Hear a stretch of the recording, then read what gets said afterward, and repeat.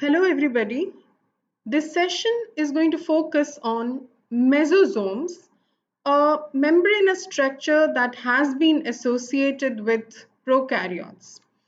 The outcome of this session will be to basically look at what are mesosomes in the prokaryotes and comprehend that it is actually an artifact and can be artificially introduced, that they are membranous extensions found under varied environmental conditions and also varied functions of the bacteria, that they had been associated or found to have a role with the division of the bacterial cells.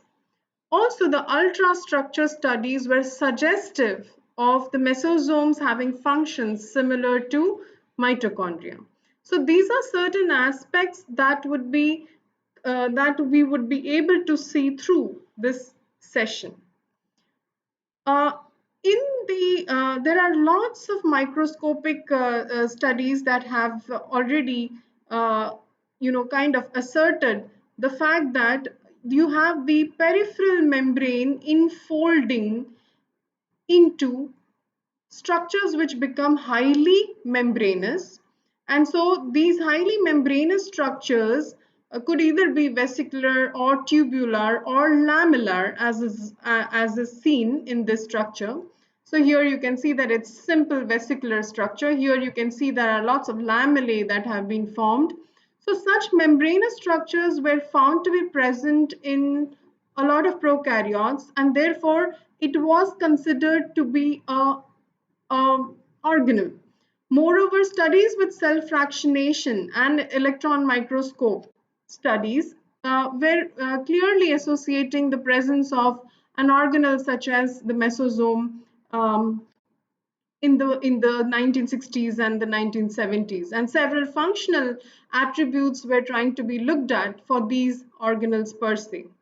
However, recent studies with high resolution microscopes like the cryo-electron microscope studies and also freeze fracture techniques, it was observed that such enfoldings were formed due to the process of studying these under the microscope. So it is observed that because of the fixation of the cells and also staining procedures which involved using osmium tetroxide, these enfoldings were formed due to these methodology that was used to study these cells under the microscope, and hence it was thereafter considered that it is probably not an organelle, but it is an artifact that is formed, and this is present depending on the conditions in which the cells or the bacterial cells are present, and it is just basically an extension of the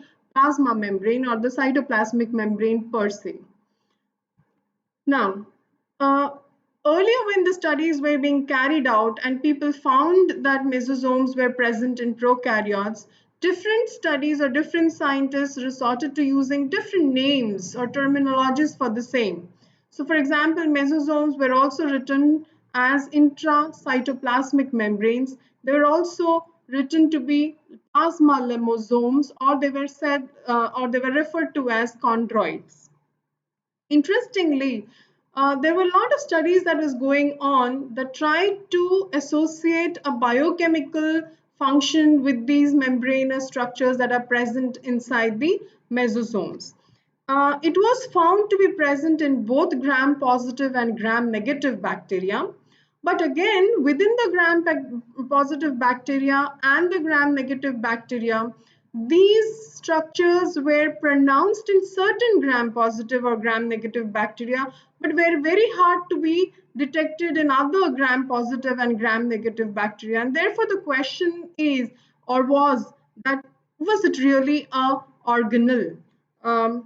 Or is it an organelle associated with only a few species? So that was a contention that had come up because of these microscopic studies. Most structural aspect of the mesosome said that the mesosome looked like a small pocket that is formed because of the enfolding of the external membrane itself.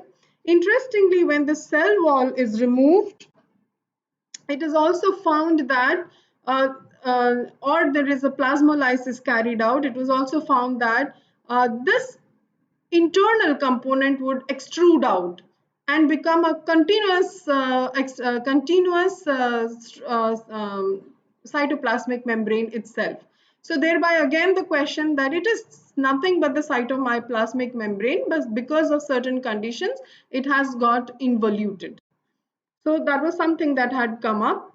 Now, there are a lot of studies that were carried out in different microorganisms, and mesosomes were associated with what is called as a septa formation during binary fission, or during the cell division, or during the division of the bacteria. We all know that bacteria divides by binary fission, so one bacteria becomes two after replication. Now, interestingly, what was observed in these pictures is that almost opposite to each other, you have the involution of the cytoplasmic membrane happening, and the nucleoid region seemingly becoming two. Okay, so therefore this understanding was that after the cell division, the septate becomes complete as observed in these pictures. So therefore these clear septates that were formed were associated to be because of the involutions or the invaginations that are formed, and these invaginations were considered to be the mesosomes. So therefore the mesosomes were associated with the septa form. So mesosomes, because it forms the septate, it was also observed to be associated in some way with the DNA replication. So the intracytoplasmic membranes were reported to be able to interact with the nucleoid region, and the nucleoid region has the DNA of the bacteria. The hypothesis that was put forth is that the mesosomes were formed in such a way that they interact with the replicated DNA and pull the replicated DNA towards the two opposite poles. And in the meantime, another infolding would happen to create the septate, thereby making two cells. So these were hypothesized. However, no concrete or no clear indications of whether it is involved in cell division has yet been made. Mesosomes were also reported earlier to probably be having a role in formation of cell wall and the envelopes of the gram-positive and the gram-negative bacteria. What was observed is that the mesosomal membranes of the mycobacterium, they contained a significantly higher amount of carbohydrate, and the major carbohydrates that were present were mannose. Plus, what was observed is that there is an isoprenoyl alcohol which is involved in polymannan biosynthesis, and this isoprenoid alcohol uh, was, it seems, a lipid intermediate that is responsible for carrying peptidoglycan or components of the cell wall across the membrane, and that's the reason why there was an indication that it is possibly helping in the formation of the cell wall.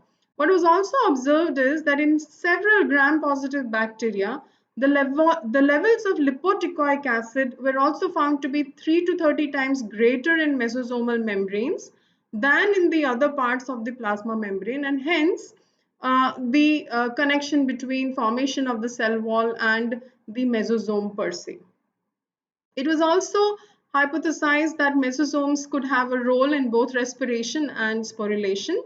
So when the endosymbiotic theory was being explained, one of the suggestions were that the cristae in the mitochondria, as the mitochondria has evolved from a bacteria that is engulfed, so the cristae in the mitochondria possibly could be the mesosomes of the bacteria that were engulfed, and these mesosomes further evolved into more defined structures that form the cristae. So therefore a lot of studies were carried out to actually try to identify the protein lipid ratio of the plasma membrane with relation to the mesosomal membrane, and there was a difference observed in the protein lipid ratio. But what was also interestingly observed is that these infoldings never had a higher percentage of the electron transport chain component such that you could associate respiration only with the mesosomes and not the plasma membrane or not the complete peripheral membrane. What was eventually observed is that the entire peripheral membrane of the bacteria is responsible for respiration because the electron transport chain components are spread across through different along the different parts of the membrane. So it was a hypothesis, but again, there was no clear indication whether mesosomes were actually responsible for respiration of the bacteria. Sporulation, there was a similar indication because when there were dehydrated conditions, what is observed is that infoldings began at a particular point, and then you would have the starting point of the spore formation, and therefore there was a connection between mesosome and sporulation as well. So on the hint side, the conclusions that are mesosomes being part of the cell fractions when membranous organelles in prokaryotes were being studied, it was considered to be an organelle. However, recent cryo-electron microscope studies have shown that these enfoldings formed are artifacts suggesting that bacteria did not really have mesosomes as organelles. Different structures of mesosomes were observed in different bacteria. In some it were vesicular, in some it were tubular, and in some they were lamellar. And in some there was no mesosomes at all. So mesosomes were reviewed and proposed to have a role in cell wall and envelope formation, DNA replication and septate formation, respiration, sporulation, secretion, etc. But there are no clear indications complete clear indications of the functions. The composition of the peripheral membrane and the mesosomal membrane were compared, but on comparison there was found to be little difference between the two. Therefore, recent studies have shown that mesosomes are found to be formed when exposed to certain environmental conditions or when exposed to specific chemicals like hydrogen peroxide, anesthetic drugs, etc. And hence the regulations of the attributed functions are still not clear as to why these mesosomal structures are formed when you have the bacteria exposed to such conditions is still not very clear. But it is definitely the case that such intracytoplasmic membrane foldings, infoldings have been observed in many bacteria. Thank you.